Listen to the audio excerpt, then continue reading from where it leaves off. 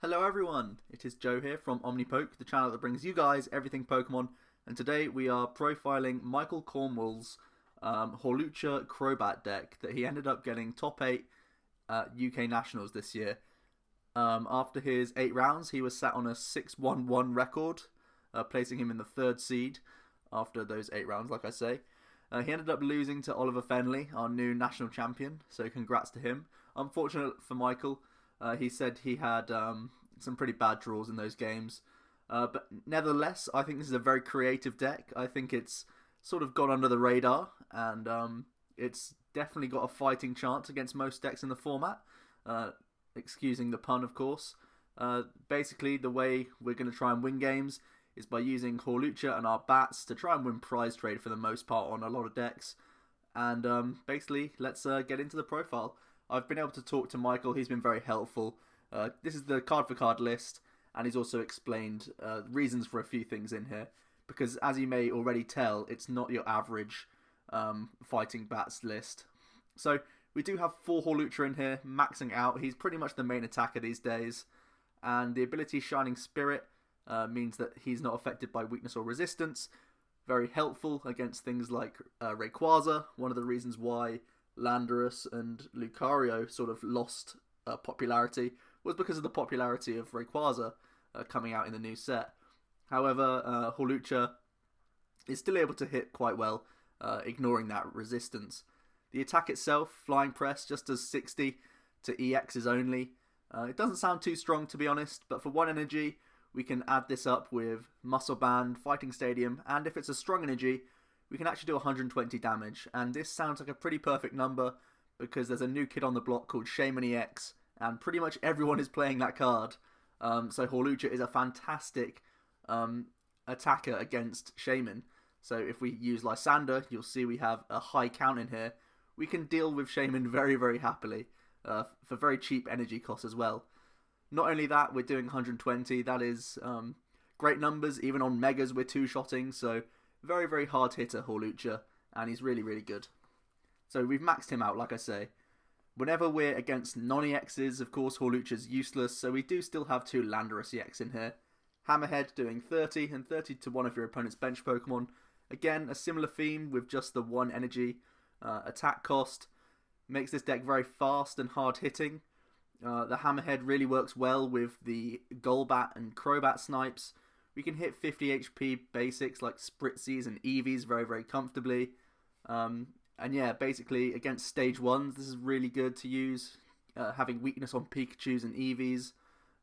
Very easy to attack these guys. Also, it's great in the Groudon matchup because not many run Mr. Mime, and we can damage that Groudon while it's chilling on the bench. It takes it a while to get set up, and by the time Groudon is actually ready to attack us, it's probably already down to like 100 HP or something like that, when we consider the amount of Hammerheads we can use, as well as the bats that we can drop on these Groudon decks. So this deck has a fantastic Groudon matchup. Also really, really strong against Rayquaza. Overall, Rayquaza does sound quite difficult, but the fact that you can just Lysander on 3 Shamans to win the game just makes it very hard for your opponent to win. And the Landorus helps out against stage 1s, helps out against Groudon, and basically he's only really dead in the Toad matchup, and that's when Hawlucha pretty much carries you. You do have, like I say, a very thick line of the bats, a 4-3-3, trying to spam them as often as possible. The Golbat doing 2 damage counters when you put him into play, and the Crobat doing 3. We can also every now and again use Skill Dive, sniping for 30 for a colourless energy, and the Swoop Across does 10 to everything for a colourless energy. Very rare situations where this can actually work out. I guess it can sometimes combo. If you've done stuff like Hammerheads on other people's Zubats, you can use Swoop Across for a couple of prizes, so every now and then these attacks are good to bear in mind. Seeing as they're colourless energy cost, we can sometimes pull them off. The only other Pokemon we play in here is a single Shaman EX. Just for some extra consistency, setting up to get 6 more cards from the hand is quite nice. We're rarely ever going to use Sky Return because we don't play DCEs, but it's still good to play in here. And we also have 1 Jirachi. We have a couple of techie supporters, and again, I've already mentioned Lysander, how crucial he is for killing Shamans with Hawlucha. Jirachi's an out to finding Lysander, and that's really big. And just in general, a consistency booster helping us out. The real reason why we only play one of each of these cards, I mean, most people only play one Jirachi anyway, but definitely just the single Shaman, is because we don't want to fill up our bench with things that aren't bats, because this is where all of our output comes from. It means that Hawlucha can sometimes one-shot EXs if you drop a couple of bats on the same turn. And like I say, you can pick off non-EXs and stuff quite happily with these bats, giving you a good matchup against stuff like Night March and things. So if you have too many Shamans and Jirachis on your bench, you're not going to get the absolute value out of these bats, and they're definitely important to have. So just a 1 count of each of these. Still good consistency boosters and helps you out in clutch situations. On to trainers now. We're using a Scoop Up Cyclone. This is to spam more of the bats, really. Once you've put a Crobat into play, we can Scoop Up Cyclone, rebench the Zubat, try and rebench the Golbat and Crobat as well if we've got other ones set up in different stages. So sometimes it can be an additional 50 damage, like a plus power type thing, via one Scoop Up Cyclone, which is very cool. You can also respam a Jirachi or respam a Shaman, again, getting you more outs into Lysander to finish your game as quickly as possible. Honestly, this just trades prizes so quickly. For any deck that's playing Shaman, which is almost everything right now, Hawlucha can very much capitalize on those sorts of decks. And like I say, we can already beat Groudon thanks to the Landorus and Bats combo anyway, so we have great coverage on almost everything right now in the meta. On to the other trainers we have. We have 3 Repeat Ball and 4 Ultra Ball. This is very interesting. You may notice we don't actually play any Karinas in here, and that's because Luke Burke and Michael Cornwall, the 2 people who came up with the deck pretty much, decided that with this amount of Ball Search anyway, Karina's pretty much a dead card, definitely against the Seismitoad matchup as well. You're going to be searching for more important things like your energy or your fighting stadiums. So wasting a Karina for the turn didn't seem too productive, so instead they just really went for a high count of these Ball Search cards to try and spam their Zubats as quickly as possible. In the later game you can get Crobats and Golbats in multiple numbers as well. And also of course the Ultra Ball can be an out for Shaman or Jirachi, and of course the Hawluchas as well. So for the most part they've just said, let's have a high Ball Search count to thin out the deck, and then use more typical draw type supporters to keep us milling through, rather than playing any Karinas at all. So the 7 Ball Search cards sounds like a lot, but considering the fact we don't play Karina, it works out quite nicely. Next we have 3 VS Seeker. Again, respamming Lysander. Lysander is absolutely crucial in this deck for killing Shamans. More in general, we can use other tech supporters like AZ, Colrus, all of this stuff, just to respam our supporters basically. Onto supporters now. We do play the 1AZ, I just mentioned it. It's pretty much the same concept as Scoop Up Cyclone, but in the form of a supporter, so that we can do it under Trevenant Lock, or even under Toad Lock, so that's pretty useful. It's only really our only other switching card other than Scoop Up Cyclone as well, so that's something to bear in mind. We do play a lot of free retreaters. Hawlucha and all the bats have free retreat if our abilities are online, at least for the Zubat. And against stuff like Toad, we're never really going to be playing Landorus and stuff. So we don't really need too many switching cards, but it's just good to know if we were to start with something more awkward like Shaman, Jirachi or Landorus, we can pick that up with AZ as well as the Scoop Up Cyclone. Next up we've got 2 Colrus in here. Colrus very, very strong. I think Michael was expecting some Rayquaza to be around, so you can sometimes get up to like 12 cards for free from that. Again, going back to the 7 Ball Search cards that we have, it means we can fill up our bench very quickly, so Colrus becomes a useful tool in the early turns even. And for more in general, even like Trevenant and Seismitoad, they fill up their bench to maybe 4 or 5 in general. And most other matchups, they're going to be filling up their bench, so Colrus is normally very strong. We do have the 3 Lysander in here. Very, very important card. It's really, really good against Trevenant to buy yourself turns of using your trainers, and also helping you kill Shamans. And it's also good against Seismitoad for killing Shamans, because Seismitoad is really one of the most awkward matchups. I mean, it is the most awkward matchup for a lot of decks, but for Hawlucha, if they're hitting their Super Scoop Ups, we're really just getting the damage, just not really counting, really. So if we're using Lysanders just to kill Shamans every turn, at least we're getting ahead in prize trade. So having 3 in here means that we don't need to rely on things like don't have to rely on things like VS Seeker, which is pretty important. And just having 3 means you have early access to it. Your opponent might not expect a turn 1 or turn 2 Lysander with Hawluchas, but it really is a big possibility when you have a 3 count and 3 VS Seeker. You can really just cheat your way to victory by killing 3 Shamans pretty much and ignoring whatever else is around the field.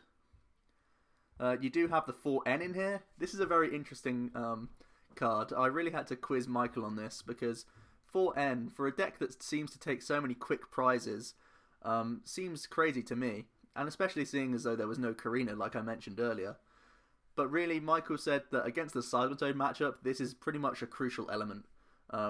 Because normally we don't go ahead on prizes against the Seismitoad like we do against other decks, the N becomes really crucial for you. Because in the mid to late game, when your opponent's Seismitoad player has used all their Shamans already, they're all filled up on the bench, they've gone through most of their Super Scoop Ups, they're thinking about using a trump card turn or something like that. If you end them, you can force them into a situation where they don't have things like Verbank and Laser, so that they miss knockouts on Hawlucha. Also, they can not have access to Super Scoop Ups, so either they can't draw more cards via Shaman, or they can't heal. And the biggest issue for Hawlucha is that Seismitoad can keep healing and bouncing away, and then replaying itself and killing you. So if you use N in the mid to late game, it can really buy you a turn or two where you can actually start killing these Seismitoads and also force them to miss things like lasers so that Hawlucha can survive for more than one turn. Because Hawlucha has 70 HP, it means that the Seismitoad player needs to have Muscle Band, Verbank and Laser all to be in play. So using Ns can force them to miss pieces of this and basically mean that Hawlucha survives an extra turn, which is obviously a good thing for you. Finally, for supporters, we just have the 4 Juniper. Pretty standard, pretty consistent. I don't see any surprises there. Next up, something that might surprise you is the 4 Fighting Stadium. I've just alluded to one reason why it's in here, to be honest, and that is against Seismitoad, if you can bounce Verbank, it's really going to help the survivability of Hawlucha. And if Hawlucha's alive for another turn, it means you can punch a Seismitoad for another 100 damage, forcing them to once again find a Super Scoop Up. And if they can't, it gives you 2 prizes. So that's really, really helpful. You need to have Fighting Stadium so that you can still keep up with damage as well. If you're missing Fighting Stadiums and you're missing your Strong Energies, sometimes you're in a 3-shot situation. And you never really want that to happen. So even under Trainer Lock, maxing out the copies of Fighting Stadium gives you good access to it. Also in general, we need to be killing Shamans, and really we need to have these boosters all to be in play for us to do that. Or at least we need to start using backdrops as well, so there's plenty of different ways that we can kill Shamans easily, but Fighting Stadium's just another one of those things that can help out. In general, just bouncing other people's stadiums is good as well, so having a maximum copies in here is pretty cool. Finally, for all the trainers, we have 4 Muscle Bands, and this is really, again, it's the same old thing, boosting our damage output with Hawlucha. Also, it's important to have it for Landorus. It means, again, we're good at killing lower HP things. We can also threaten Wobbuffets much easier in the Groudon matchup, because then we can drop Golbats and stuff to actually start getting 2 shots. Forcing the Groudon into the active position can be really helpful for us in earlier turns. Also, it means that we can't get head-ringed on our Landorus. Obviously, if we start with him in things like Trevenant and Toad matchups, it can be very awkward. Definitely because we can't move very easily, like I say. Just the 1 AZ and the 1 Scoop Up Cyclone means that if Landorus is in the active position, he's pretty much stuck for a while. So if we get Muscle Band, at least we can be attacking with this guy, instead of just being a free 2 prizes for our opponent. So maxing it out gives us good access to it in general. Finally, on to energy. We play 9. The 4 strong is pretty obvious. The 9 count I really like as well.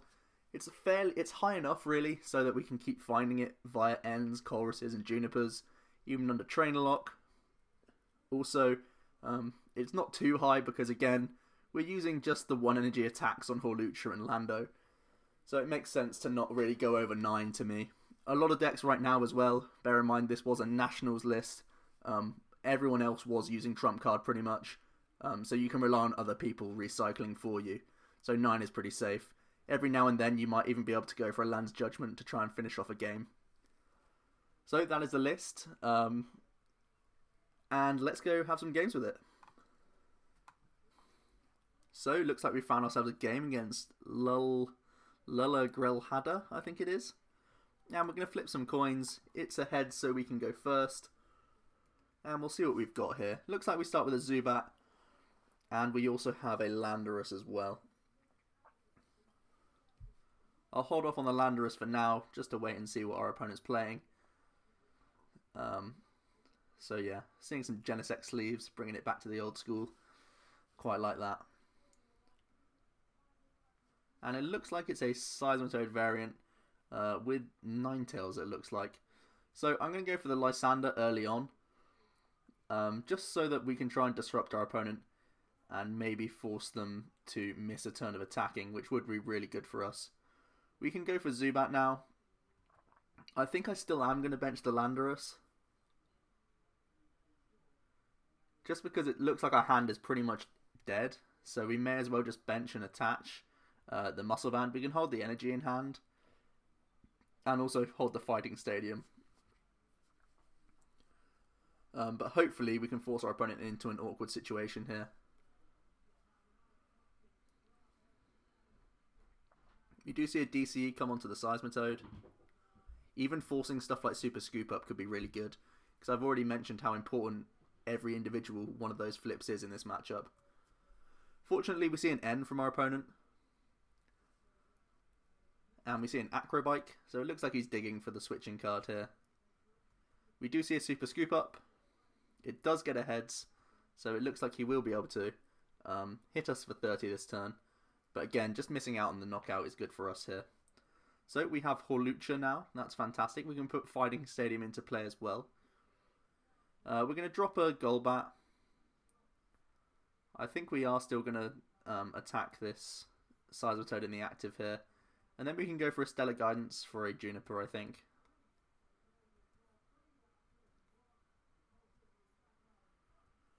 And now, basically, we're just looking for fighting energies. We do end up getting one right at the end here, which is nice. And we're going to be hitting 80 this turn. And we've already done 20 from this Golbat, so we're pretty much already threatening a knockout.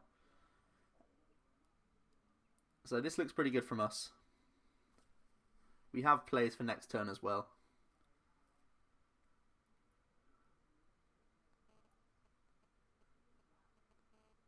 Our opponent was unable to find Muscle Band as well last turn, so that bodes well for the survivability of this Hawlucha. We do see an Acrobike from our opponent.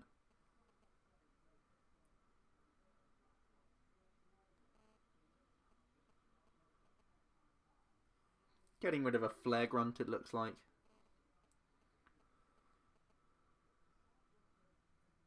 Then we see a Cassius. That's something to be aware of. That's pretty much an issue for us. We do see another DCE come on to the new Seismitoad. And just an attack for 30 again. So here, I might go for the Colrus. Chorus of 5 seems kind of weak. We're not searching for too much here. We could just be fairly content, actually, this turn. Yeah, I'm fairly content to just go for Flying Press here. Let's dig for stuff next turn. There's no need for us going to N, because he's obviously missing pieces right now.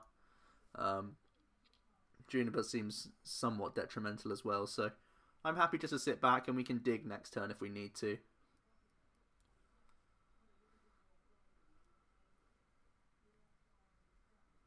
We do see actually a Bright Look Ninetales, so it's not the Barrier Shrine Ninetales at least. And it's a good thing we got that Muscle Band onto the Landorus, because it is a bit of a sitting duck this turn. We see a VS Seeker as well for an N. And we do get hit with an N, despite us not doing anything in our last turn. So you can see how desperate our opponent is to get going, really. We see a Swirlix and another Vulpix. Another Acrobike as well.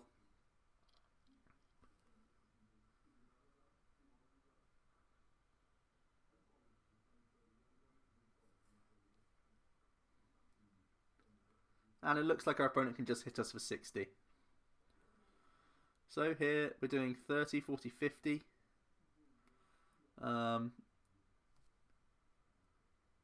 So if we go...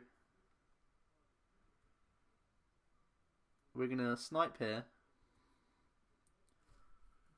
So we just need to find a Crobat next from this Colress, I think. I'm going to Shaman as well, I think. Because if we could get a knockout, this could be very good for us. It looks like we missed everything, but the Colress is still the strongest play, I think, here. And we do actually find a Crobat. That's fantastic for us. Because now we're able to kill the active and also threaten. I think I'm going to threaten the Vulpix might be better. Because I am still worried about the Barrier Shrine. It's so important for us to have fighting stadiums around. So I'm still going to target the Vulpix. Even if it is just the other Ninetales that he plays. It's going to force him into a catcher. Which is good because Landorus is not really the thing we want active. So the Swirlix does come into the active position. If he's able to evolve, he'll get an extra card from tasting. But already we've gone ahead on prizes. We've already, turn after turn, done a lot of damage to these Seismitoads, as you can tell.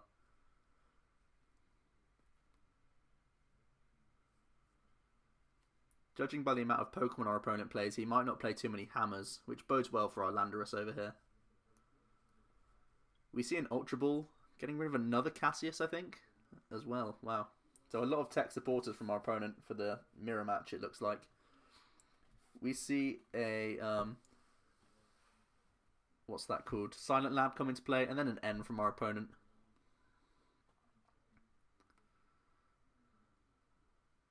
Then we do see that Barrier Shrine Ninetales, so it's definitely something I want to kill with Landorus. We can actually Landorus and Crobat drop it next turn to knock it out. Then we see an Ultra Ball.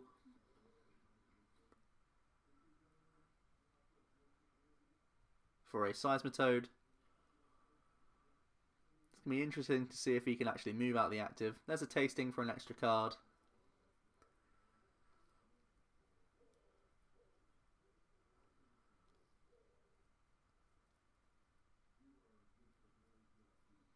And then we see a Super Scoop Up. It does get a Tails. It's good to see one of those get wasted as well. And it's just a pass from our opponent here. This is really good for us. It gives us the opportunity to snipe and kill this Ninetales. And also do damage to this Slurpuff.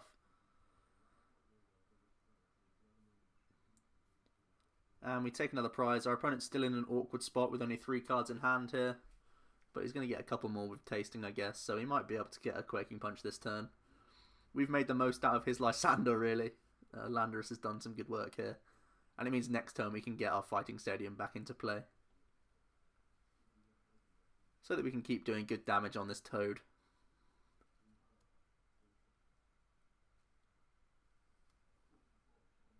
We see a Computer Search for a Floatstone.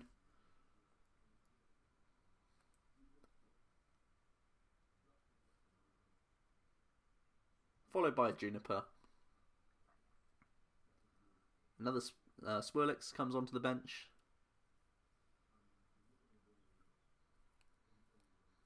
Then we see a Tasting for 2 cards. The DCE does come down, so Seismitoad is going to be hitting us quite hard this turn. Seeing as though we see Silent Lab, I don't know if it's just a tech card or if they don't actually play Verbank Laser. That would be amazing if they didn't. Because Hawlucha would just be like so difficult for him to deal with. Looks like he didn't have much for us. I'm going to still put Fighting Stadium into play because it's extra counters for us this turn. And we can go for Hammerhead here just for 70. And carry on sniping this Slurpuff. Because we're pretty much setting up a double knockout at some point. Or even a Bat Drop can kill it.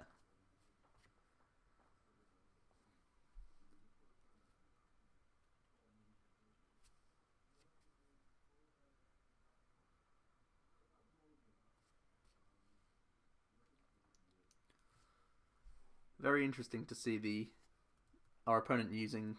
oh, there's a Super Scoop Up. Interesting to see them use Slurpuff and Ninetales.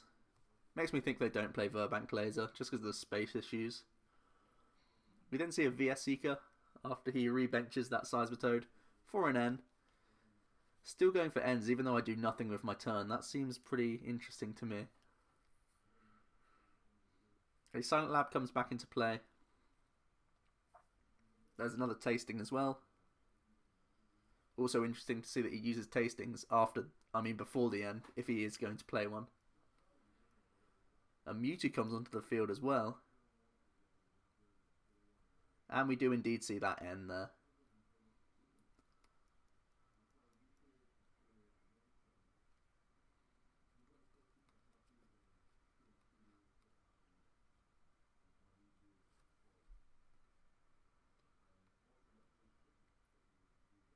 So we see a free retreat into a Seismitoad, and finally this Landorus, long past his sell-by date, does end up dying. We actually top deck into a Juniper, which is very nice. I'm going to attach to this Crobat, because we could end up just killing this Slurpuff this turn. If the massive Hawlucha doesn't work out, we also have the opportunity to kill with Crobat here. Again, if he doesn't play Verbank Laser, these Crobats are going to be very helpful for us. So we're going to retreat here. I have AZ for next turn, which is quite nice. And we can use a Skill Dive to get our next knockout. Now just 2 prizes away from winning.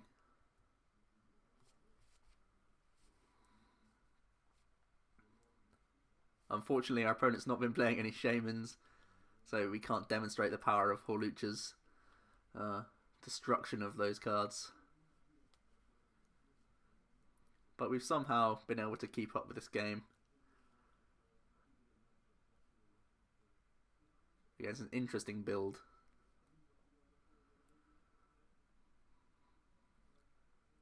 Another Swirlix comes onto the bench, so it's a very thick line of the Slurpuff as well.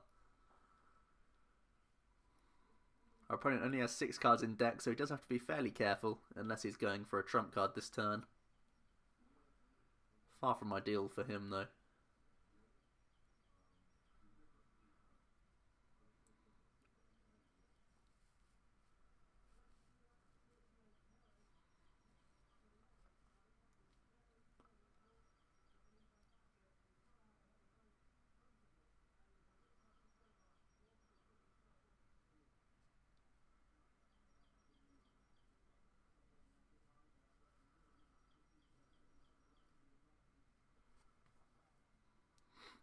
Looks like our opponent's deciding what to do here.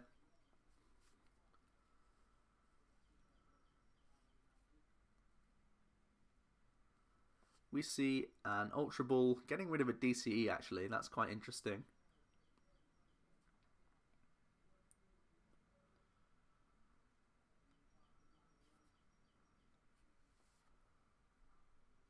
For a Vulpix.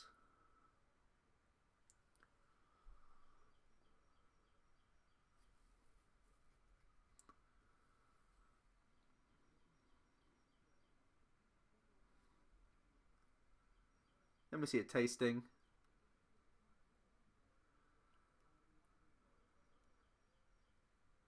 A Muscle Band finally comes onto the Seismitoad. And he just hits us with 50. Here, I think I'm going to use AZ. We're going to pick up our Crobat line that's just been damaged. Go into Hawlucha, it's a free retreater anyway. And we're just going to swing for 60, I think. Doesn't sound great, but then we can put it to 80 with the Crobat. We have this other Hawlucha as well. To go Fighting Stadium, Strong Energy next turn. I might just bench it, actually. So this 60 seems fairly unthreatening. Hopefully it can sort of go under the radar. And we can drop a Bat, Juniper into either a Strong Energy or a regular Energy in a Fighting Stadium to win next turn. We finally see a VS Seeker. It's got to be for a trump card at this point. It's just an N, it looks like. Okay.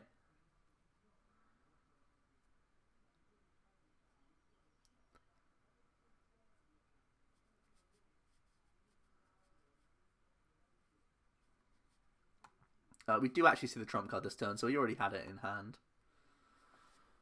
So we've actually got things to do next turn. That N was fairly scary, but we still have plenty of supporters in deck. So here is that trump card, taking a while to do all of its stuff. It might be actually fairly helpful to us. We do get a few dead draws in there, but we also get a couple more fighting stadiums back in the deck for us. And then we just do see that Quaking Punch getting a knockout. So here we can push for game. We can go for this Golbat drop down to 100. So we just need Strong Energy Fighting Stadium, I think. Yes, let's use Juniper.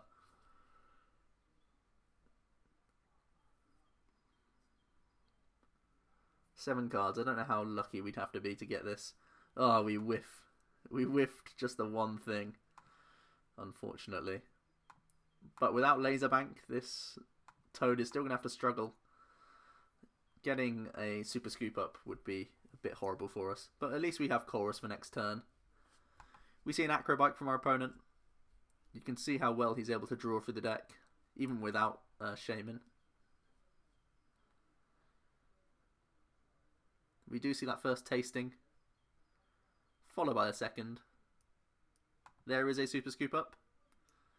And it's a Tails, that's fortunate for us.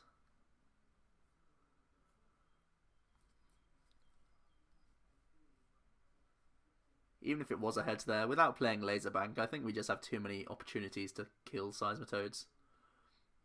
We see a Silent Lab, and a Muscle Band onto a different Seismitoad.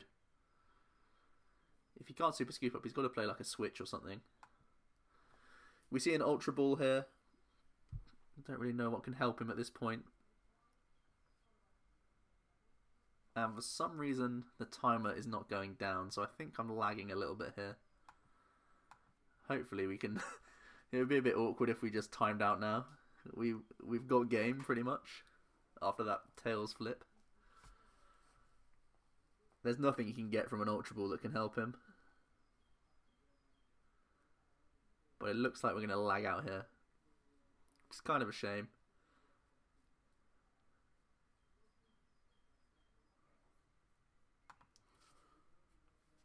So guys, I'm back. That's a bit of a shame, but I did lag out. We did have three prizes remaining, and it looked like we were going to take the knockout anyway the next turn. So I was pretty confident we were going to win that game. The servers are just being awkward for me, so I don't think I can jump into the ladder again. But that is the deck. As you saw, very fast, very efficient energy-wise. Very good at getting counters all over the board. Making it strong against a whole load of decks. Everything that can just hit into the face. We can be a bit more flexible and put counters wherever we want. I really like using the bats in a load of things. You've seen it with Raichu, that I like using Crobat. So, yeah, check this deck out, guys, if you're going to any more Nationals. Again, it's one of these decks that can function without Trump Card, as we've already seen. This doesn't even play it in the deck. And I don't think it adapts too much post the ban. Obviously, the Landers will be going soon due to rotation. But we'll cross that bridge when we come to it, I guess. So, that is the deck, guys. I hope you enjoyed. Thank you to Michael, who allowed me to profile this deck and discussed it with me as well. I've been Joe from Omnipoke, and I will see you guys next time.